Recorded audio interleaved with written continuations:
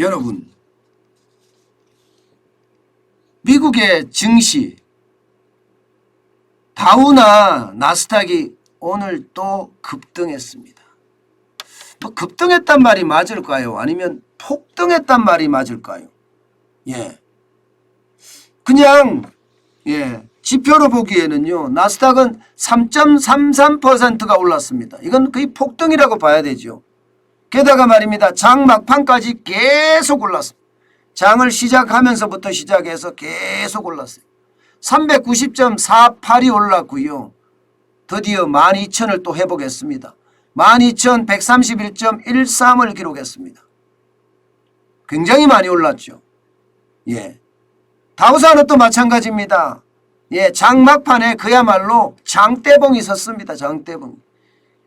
떨어지는가 하더니 말입니다. 장 시작하다가는요, 결국은 1.76%를 오르는 것으로 마감을 했어요. 그리고 33,000을 회복했습니다.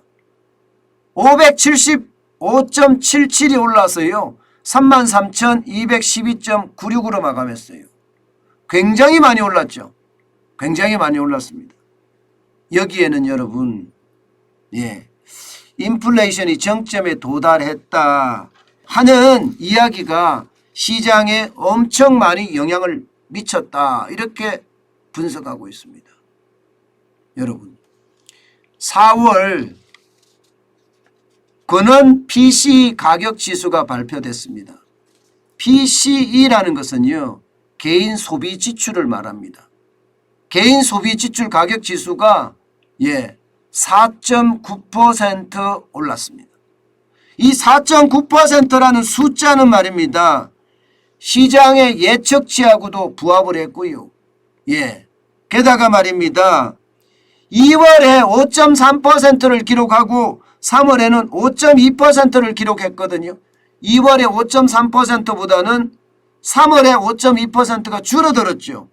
여기에다가 4월에는 이제 5점대가 아니라 4.9%로 떨어졌습니다. 그러니까 시장에서는 이제 정점이 지난 것 아니냐. 정점이 지난 것 아니냐. 이렇게 해석을 하는 겁니다. 근원 PCE 물가라는 것은 5%를 믿던 것은요, 작년 12월에 4.9%거든. 작년 12월에 4.9%였는데 이제 4개월 만에 4%대를 찍었습니다. 여러분 보시다시피 그는 PC 개인 소비 지출 가격 지수는요, 계속 2% 밑이에요. 그런데 2021년 말부터 시작해서 올라가기 시작하더니 진짜 장난이 아니었잖아요. 그러니까 아마 그는 PC 물가 가격 지수가 이렇게 떨어지면, 2개월 연속 떨어지면 소비자 물가도 떨어진다고 보는 겁니다. 게다가 말입니다, 이 개인 소비 지출 가격 지수는요, 미국의 중앙은행인 연방준비제도가 굉장히 심각하게 보는 지표 중에 하나거든요. 어떻게 생각하면 여러분, 이게 소비자 물가 지수보다가 더 신중하게 보고 있는 것도 사실이거든요. 실제 말입니다. 여러분 보세요. 소비자 물가 지수 CPI도요, 지난 4월에 8.3% 기록했습니다. 3월에 8.5% 기록하던 것이 8.3%까지 하니까 이게 정점을 지났다. 이제 물가 상승은 여기가 끝이다. 뭐 이렇게까지 이야기하면서 그 당시에도요, 뉴욕의 3대 지수가 다 올라갔습니다. 그러다가 아니야, 이게 일시적일 수 있어. 그 말에 떨어졌거든요. 그 말에 떨어져서 계속 떨어졌습니다. 그런데 이게 근원 PCE 물가잖아요. 근원 개인 소비 지출 가격 지수잖아요. 이거는 근원은요, 기본적으로 시의성이 있는 거 있잖아요. 시의성이 있는 게 유가입니다. 유가 빼고요. 그 다음에 계절성이 있는 게 있습니다. 농산물들. 이런 게 계절성이 있거든요. 계절성이 있는 것도 뺍니다.